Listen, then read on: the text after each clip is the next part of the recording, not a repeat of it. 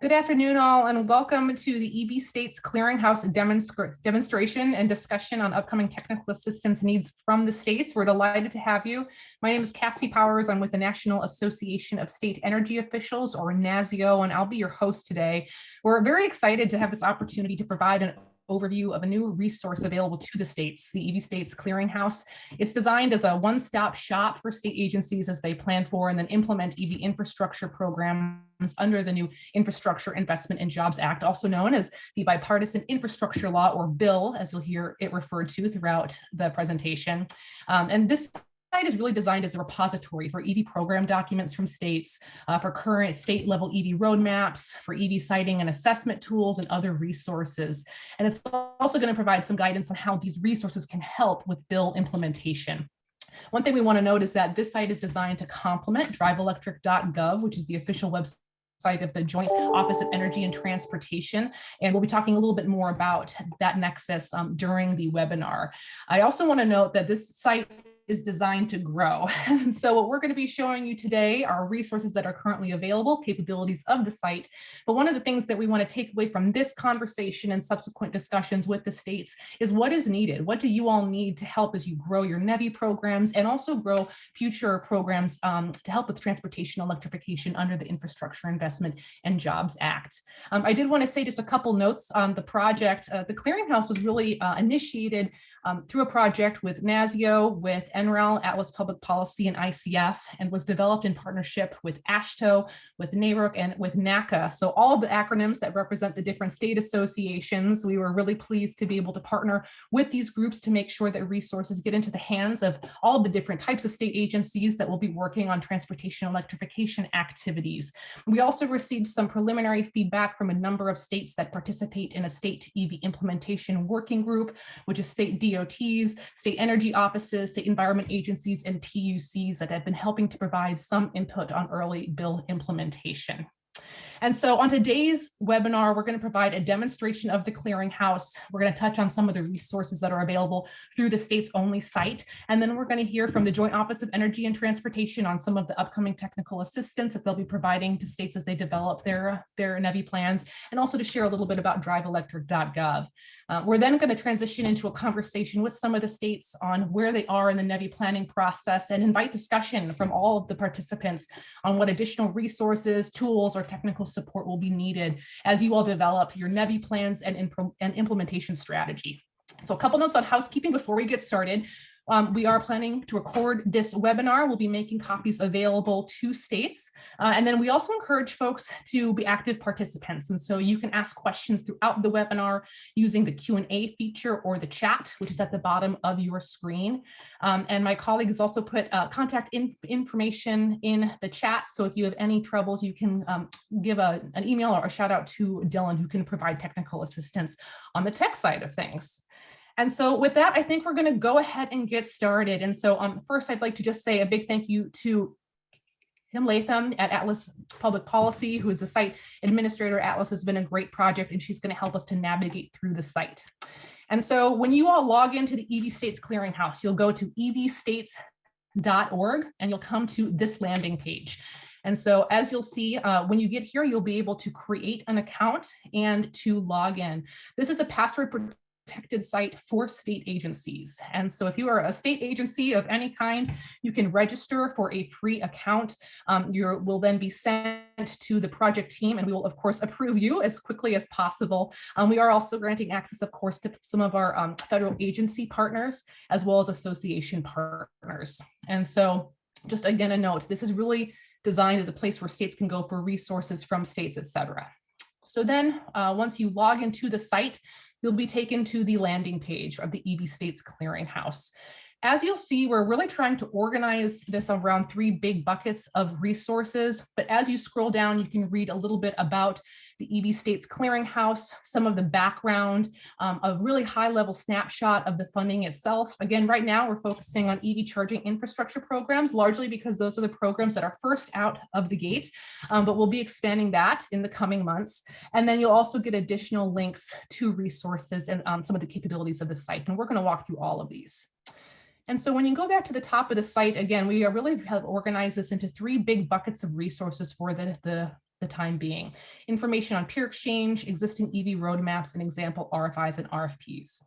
And so the peer exchange area, as many of you know, NASEO and the project partners hosted a series of events last fall and over the winter, really with the intention of helping bring states up to speed on EV infrastructure planning and help to connect them with federal, state, and private sector partners.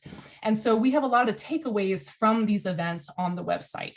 And so the State EV Infrastructure Summit, which was held last fall, you'll be able to go here to find recordings from that event. There were conversations with federal agencies on how they plan to coordinate on EV infrastructure investment, discussions with the private sector, with utilities, a great discussion on equity considerations for EV charging station implementation, et cetera.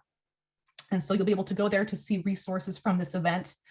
When you go back up to the previous page on peer exchange, you'll also be taken to a number of the workshops that were hosted last fall.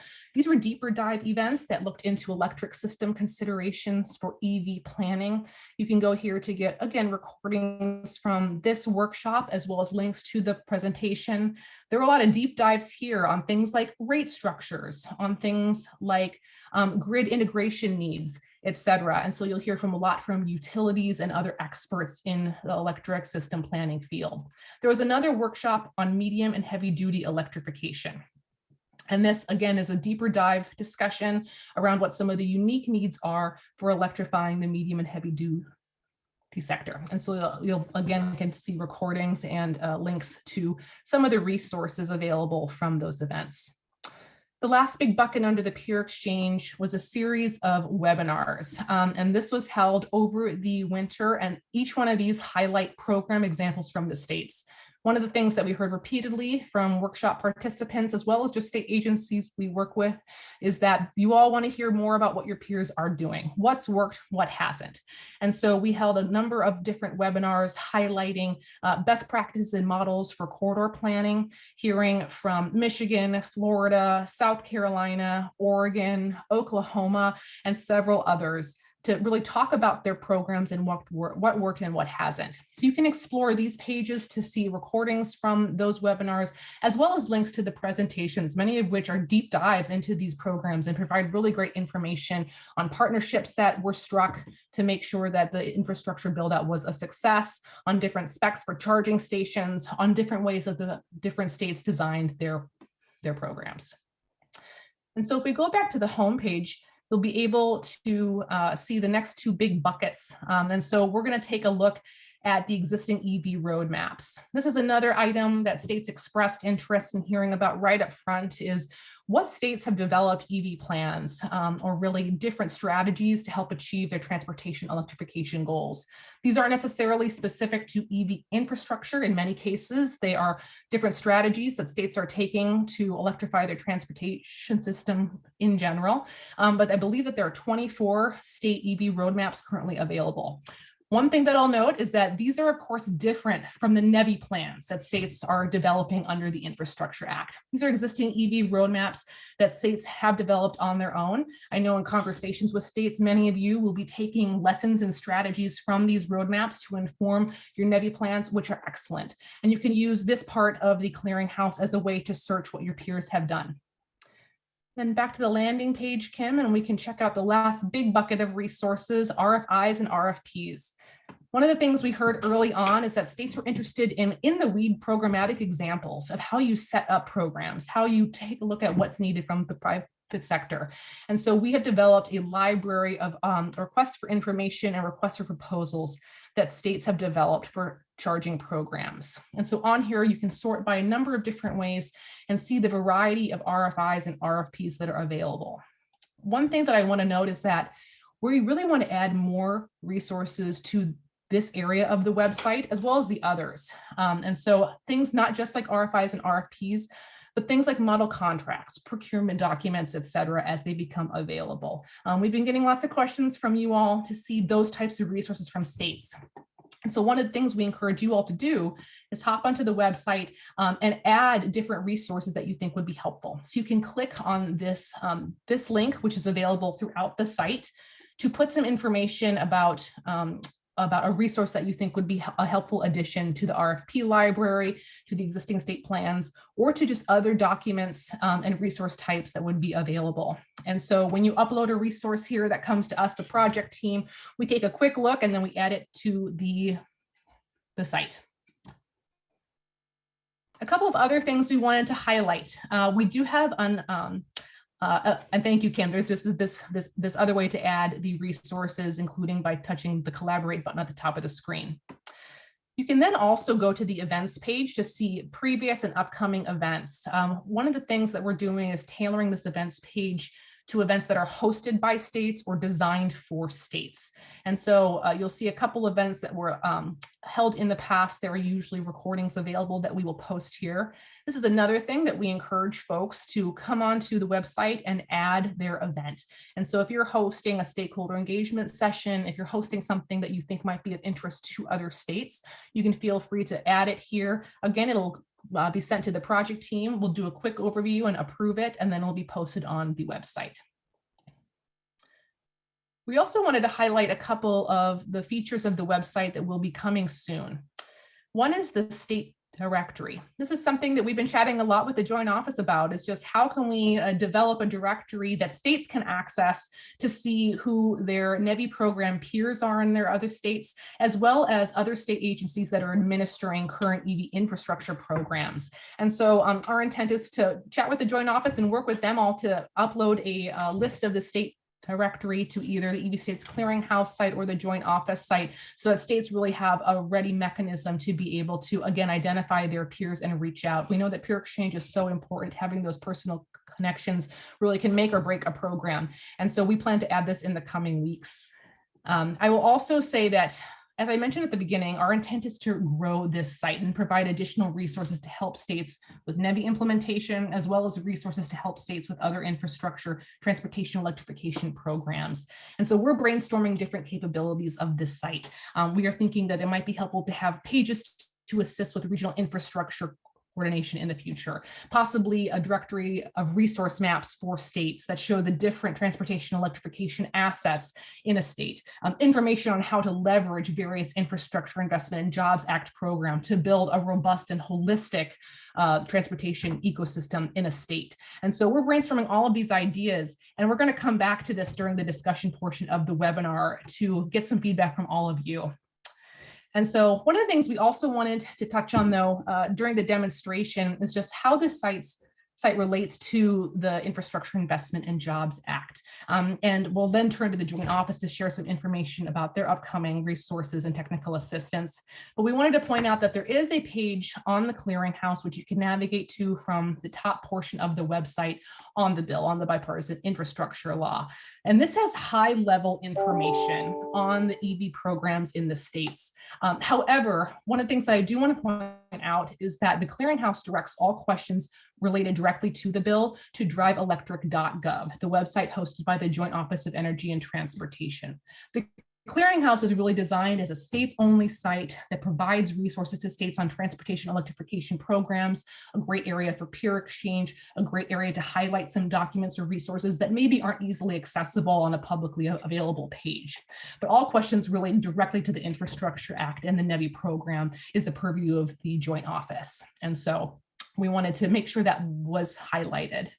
And so with that, I want to turn it over to Rachel Nealer with the Joint Office of Energy and Transportation to talk a little bit about some of the upcoming work of the Joint Office and DriveElectric.gov, and also just share some insights on what opportunities there are to engage. Rachel? Thank you so much, Cassie. I'm going to share my screen here just to go through a couple of slides. I think most of you are very familiar with kind of the high level of the Joint Office. So I'm going to breeze through those and really talk as much as possible about the technical assistance opportunities that we have. Are you guys seeing the presenter mode? So you'll need to switch. I'm going to swap one more time. Thank you. Great. Well, thank you so much. Thank you for inviting me. Thanks, Cassie, for providing that quick IT support. Excited to be here today. I think many of you have probably already heard about the Joint Office of Energy and Transportation. This is just a high-level overview. We have up to $300 million set aside for the Joint Office in the bipartisan infrastructure law, but our scope is very broad. However, the real bread and butter of this office is technical assistance, and certainly a large portion of the work in the first year. We do intend to hit every single one of these buckets of activity, but right now, getting through the state planning process, supporting the formula program as administered by the Federal Highways Administration, as well as support for all the guidance, the minimum standards, and the competitive grants that will come out is really kind of the meat of what we're going to be doing in this first year. And really, this is an overview of the key bipartisan infrastructure law priorities that the Joint Office is here to support through technical assistance. So that's the $5 billion going to states for the corridor charging, the $2.5 billion going to community grants for EV charging, as well as some other alternative fuels to really fill in some of the gaps of the corridor program. Those both are administered by the Federal Highways Administration, so we're working very closely with our DOT colleagues there. But then we're also supporting the low-no emissions grant programs for transit as administered by the Federal Transit Administration and the Clean School Bus Program, $5 billion for EPA to, and we're providing some technical assistance to the school districts in order to transition the fleets over to electrification. As many of you have probably seen, the guidance to states has already gone out. It was published on February 10th. This document really kind of highlights the structure of the formula program. So it's really focused on the corridor charging. However, it does give you a snapshot into how we're thinking about EV charging more generally as well. So a lot of detail in the funding, the project eligibility, the process for the state plans, and then some information and resources on the technical assistance.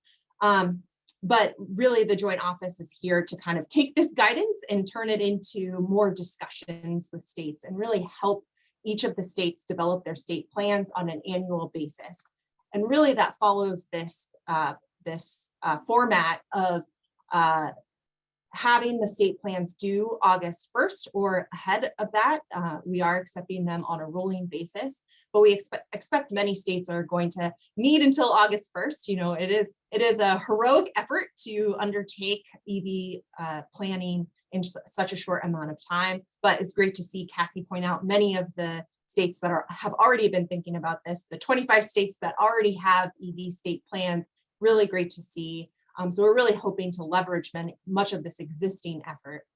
And then the Joint Office will review the state plans in approximately 2 months and then provide a recommendation to the Federal Highways Administration on whether to approve the plans and certify them so that the formula funds can then be used and executed in that first year. And so one thing I'd like to highlight is during our review, we're focusing not only on the 5-year overview of what the corridor build out might look like for each one of the states. So we're ensuring that we're building this convenient, reliable, equitable, and seamless national EV charging network. But we're also looking more detailed at the first year plans, and this will happen on an annual basis. So we'll have these ongoing conversations over the next 5 years, providing the technical assistance and continuing to go through this process, and expect very much that the program will evolve over time. Just a couple highlights on the program guidance. I think many of you probably know most of this already, but the highlights are that we want to provide the seamless network across the country so that anyone can drive up to an EV charging station along a highway every 50 miles, that when they drive up to one in Nevada, it is a very similar experience to driving up to a station in Ohio. And so in order to create that consistency, we have some guidance on what those stations will look like in terms of how far apart they can be so that drivers can expect them, how far they might be from the interstate, how many charging ports there may be, at what speed they'll be able to charge, and some additional considerations, especially around equity, workforce development is also in the guidance. One thing I'd also like to highlight here is that minimum standards, which will be a little bit more technical in detail, are soon to come out. We're working hard on that across our DOT and DOE colleagues, trying to finalize those minimum standards so that we can get that information out to the states as well as they're doing their EV planning. Just a couple of highlights on the project eligibility. The one that I'd most like to highlight here is the development phase activity, which is actually where the outreach component of the EV state planning process exists. So we really want to see a lot of coordination and collaboration across the states, talking to their utilities, talking to communities, talking to their state energy offices, anyone that might have some equity in developing this EV charging network. A lot of work has already been done up until this point, and we really just want to help connect the dots. That's one of the key objectives of the joint office, is to connect the dots, and having this partnership with NASEO and AASHTO and really pulling together these many collaboration opportunities and utilizing the existing networks that we already have is really going to be key in the quick and efficient deployment of EV charging. Overall, our joint office technical assistance principles are to connect those dots, to really pull people together. We have this big tent concept where a lot of people have been doing a lot of great work to even get us to this point. And now we have the funds to really deploy things at scale. And we really want to capitalize on this opportunity. So our technical assistance is really to tackle some of these hard problems alongside the states, get them the help that they need. And that will extend out to the grant programs as well. Once we get to that point. Right now, we're focusing on the formula program. As Cassie said, it's the first out the door. And so the corridor is really where we're focused now. But we think there's going to be a lot of overflow into the community charging and lessons learned as well. And we really want to utilize the people and programs and the various relationships and hard work that has gone into developing the an EV charging network so far.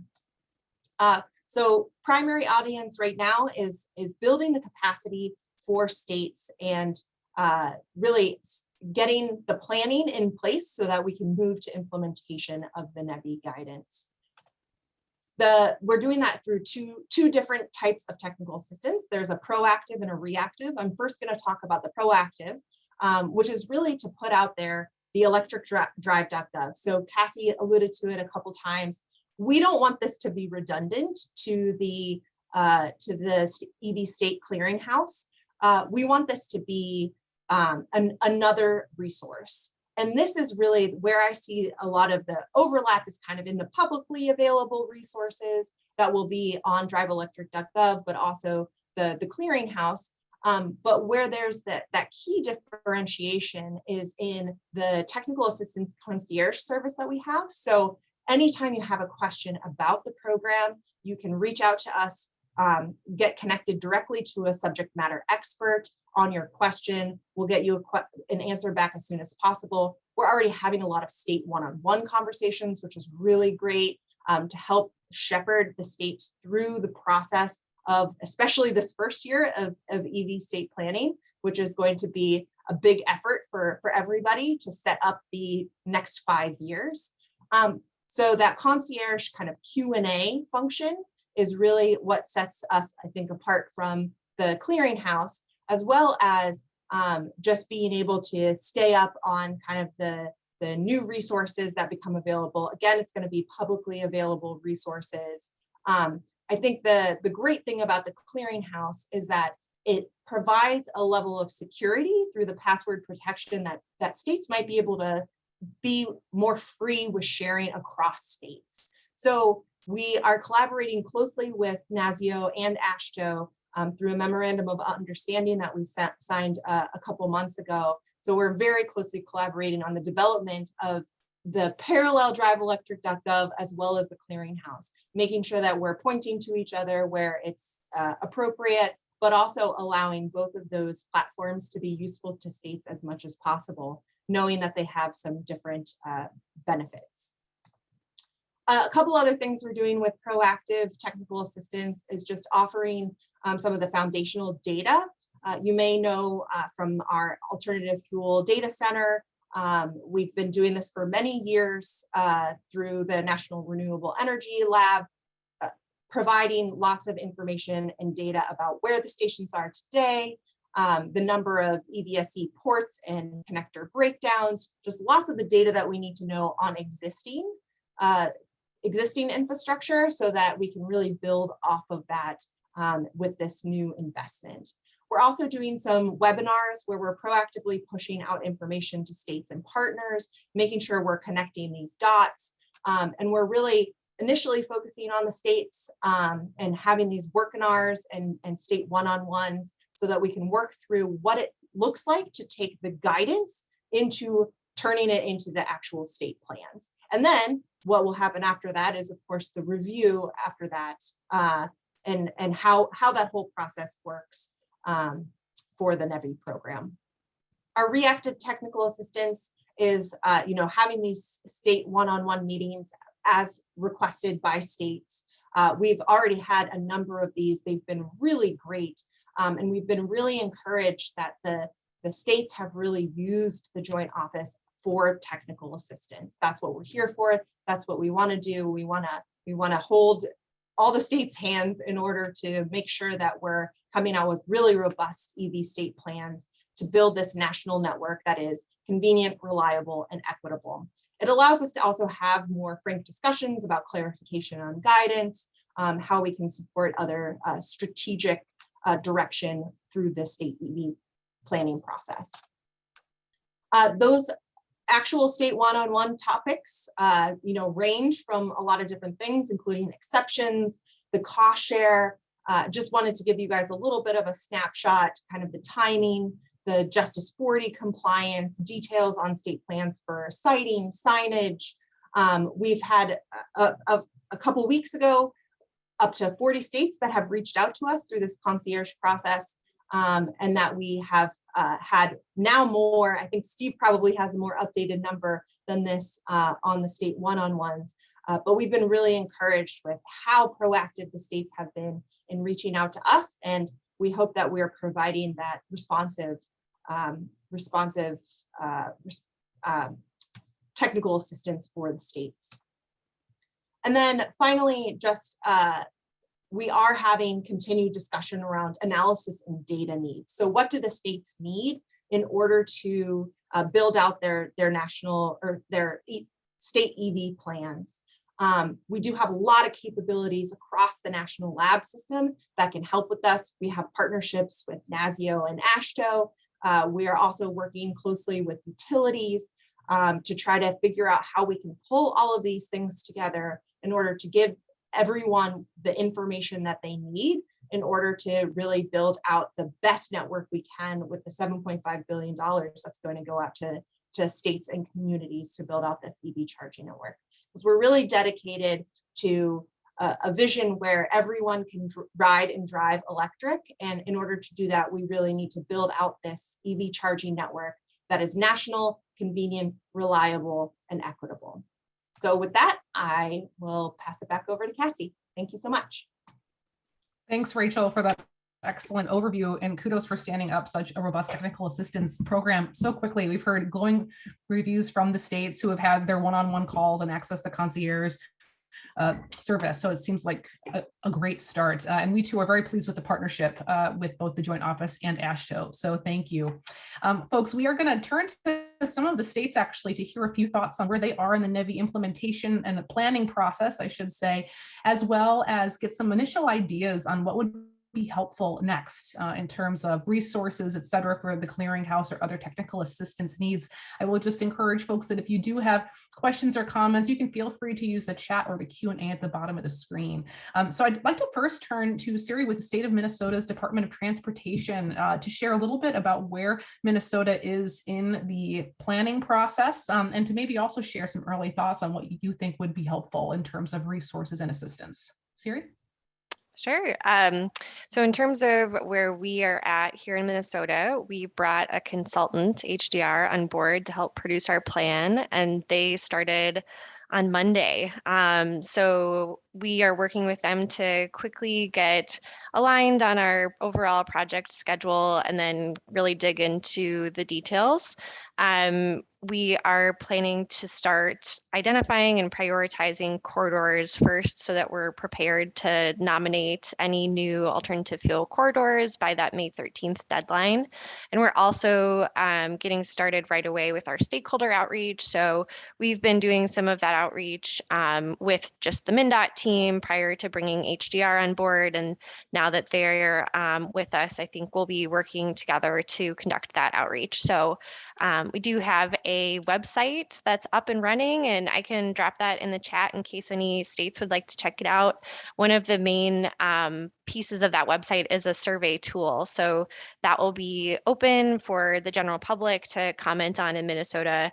And we'll be using the input from that survey to help inform our selection of any additional alternative fuel corridors that we want to designate. So I think, probably in a similar place to other states in terms of just working on the accelerated schedule and trying to get ready for that May 13th deadline with the alternative fuel corridors. The Clearinghouse has been really helpful for us as we were drafting the scope for the consultant. So thanks to Alabama and to Maryland's DOT and MassDOT, we took a look at scopes that you had used or put out in the past for consultants and sort of borrowed heavily from them. So that was really helpful for us. In terms of what would be useful from the Clearinghouse going forward, we're having a lot of conversations about contracting right now. And so I'm excited to hear that there will likely be some contracts posted on the Clearinghouse. I know our legal team is really interested to see how other states have done this. And then I'm also excited to potentially have the opportunity to talk with other states about regional infrastructure coordination. I think we're trying to figure out the best way to do that too. So glad that you mentioned both of those, Cassie. And I think Minnesota would be really interested in that type of material on the Clearinghouse site. Great. Thanks so much for that input, and congrats on the progress you all are making on the planning process. We know it's a big lift, but that's great to see. And if folks do have any questions for any of the states, you can, of course, please feel free to chime in. Thanks, Siri.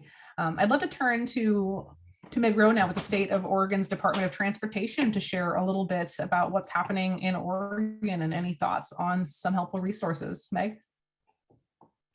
And Meg, you're on mute. Meg, you're on mute. There we go. Thank you.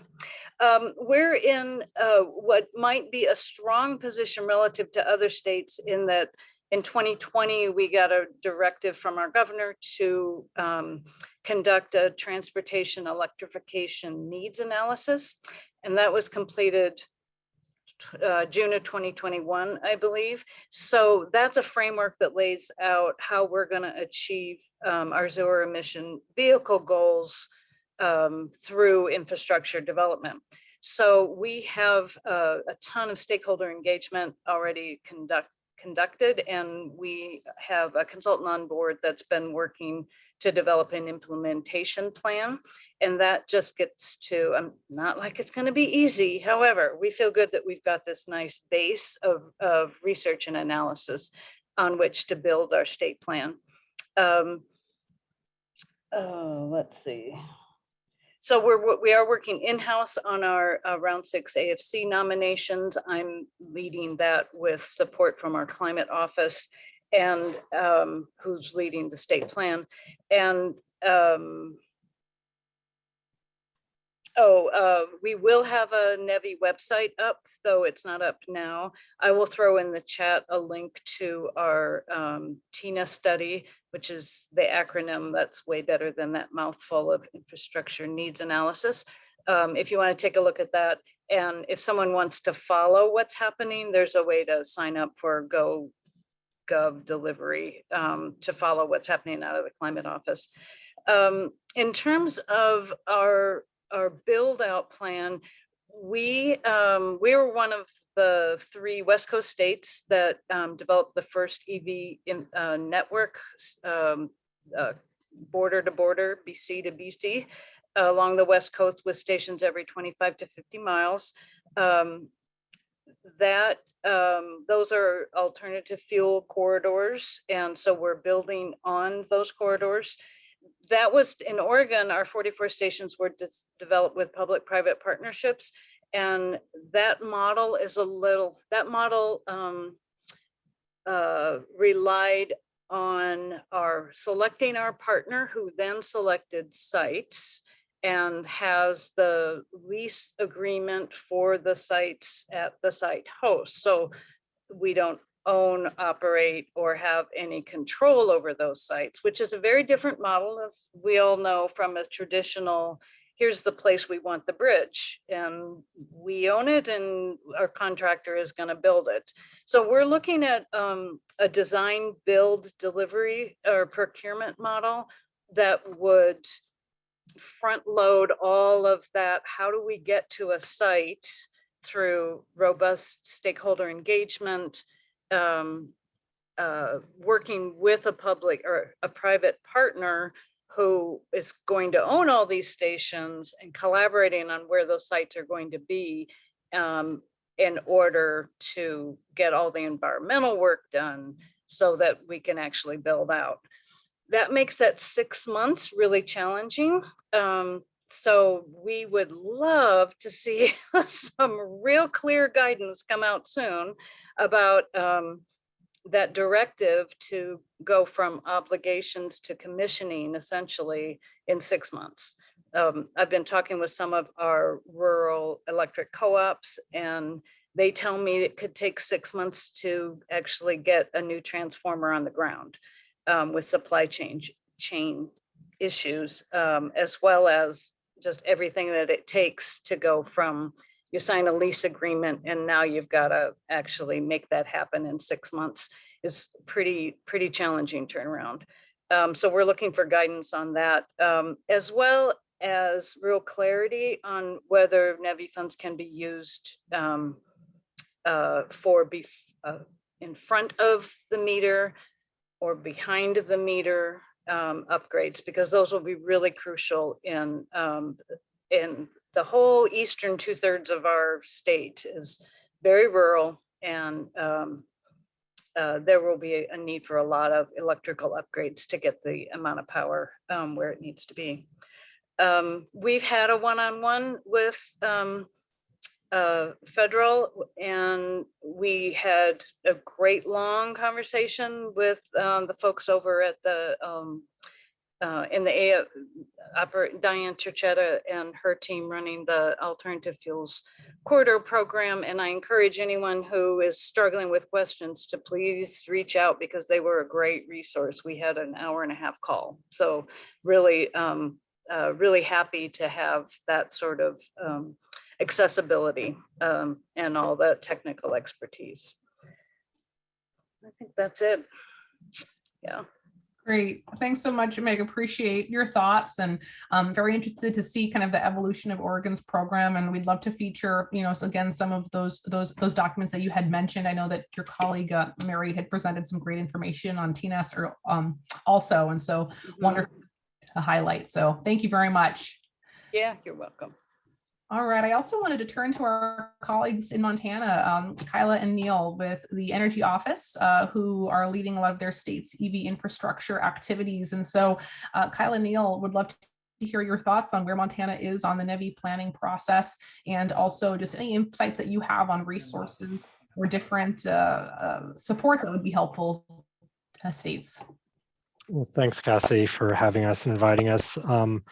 Just over a month ago, at the end of March, we announced the Energy Office at DEQ would be leading the development of the deployment plan in partnership with our State Department of Transportation, who's certainly being involved in all of our stakeholder outreach meetings and the way that we've been putting together our public survey and whatnot. But the Energy Office will be taking the lead on writing it.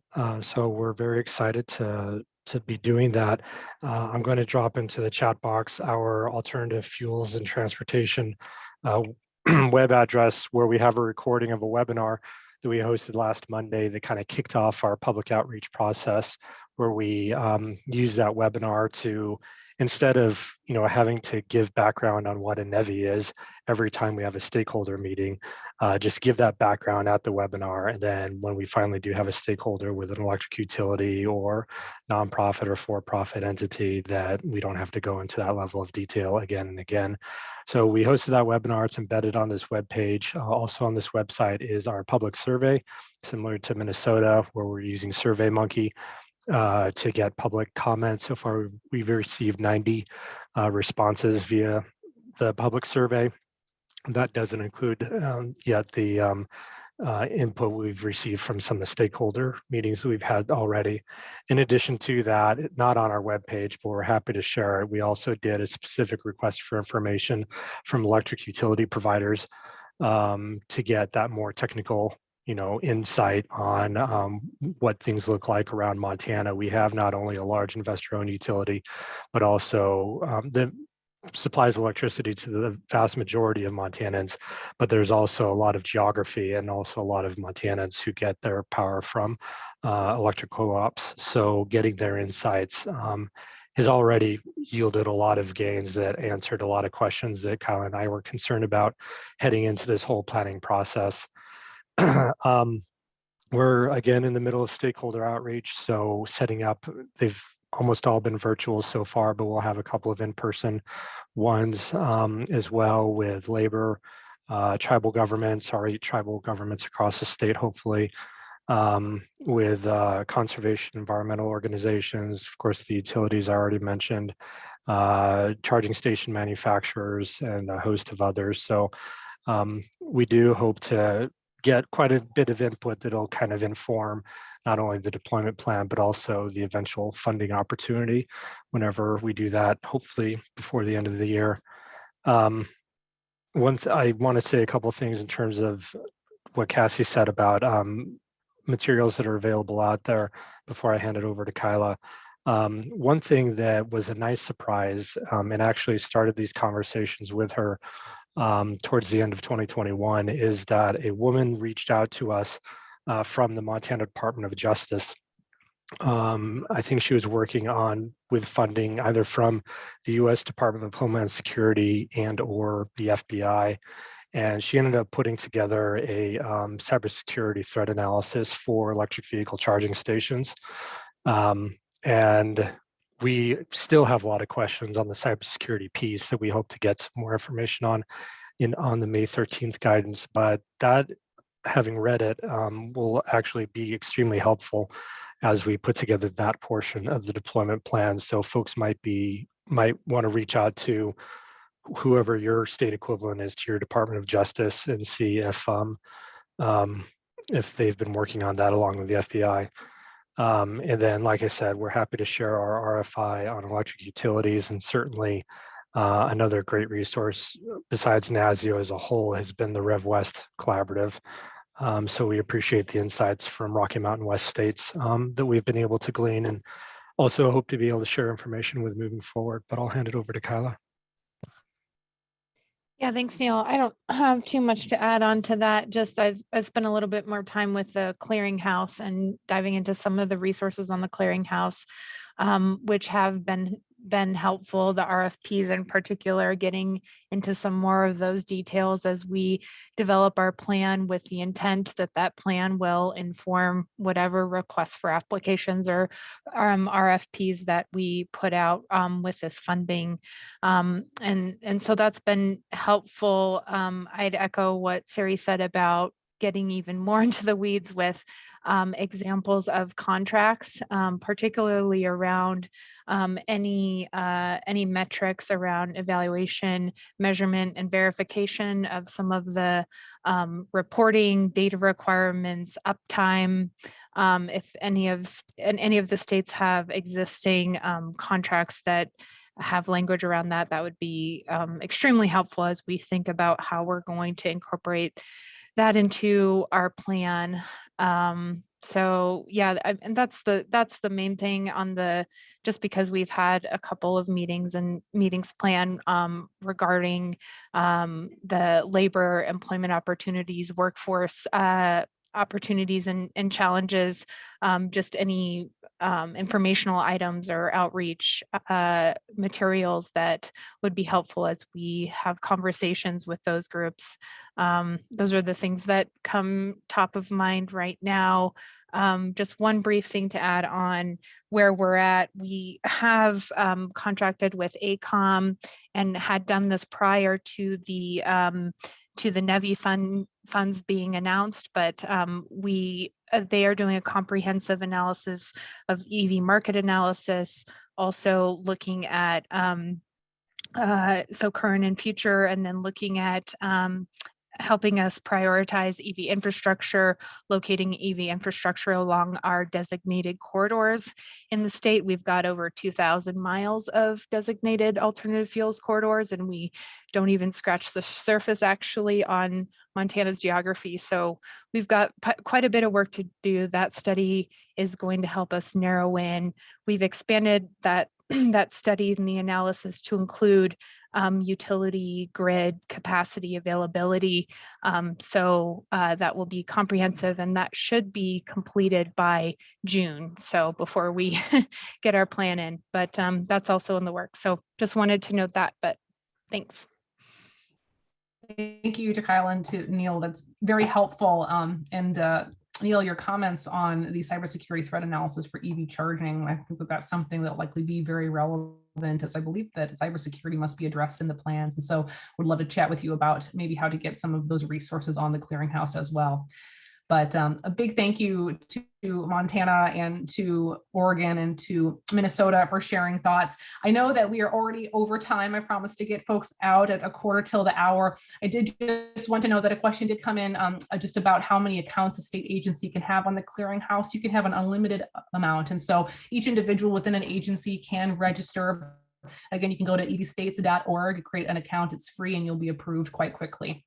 And so I'm not seeing any other questions. And so I'd like to honor our end time, but a big thank you to Rachel and Steve from the Joint Office, to Kim from Atlas Public Policy, and again, to the state participants. You all can feel free to email me or Dylan at any time with questions about this initiative, the EV States Clearinghouse, etc. I also just want to thank our partners at NREL, as well as, again, ICF and Atlas Public Policy, and also our state association partners, AASHTO, NARUC, and NACA, who have been helpful in making sure that information is getting to all the different state agencies that are going to be involved in these efforts. I will also say that we'll be sending a survey to all of you who participated in the webinar in the next couple of days after you've had a chance to log into the Clearinghouse and check it out for yourself, just to get a little bit more information on what you think would be helpful for next steps. So again, a thank you to our speakers, and we'll talk to you all soon. Have a good afternoon.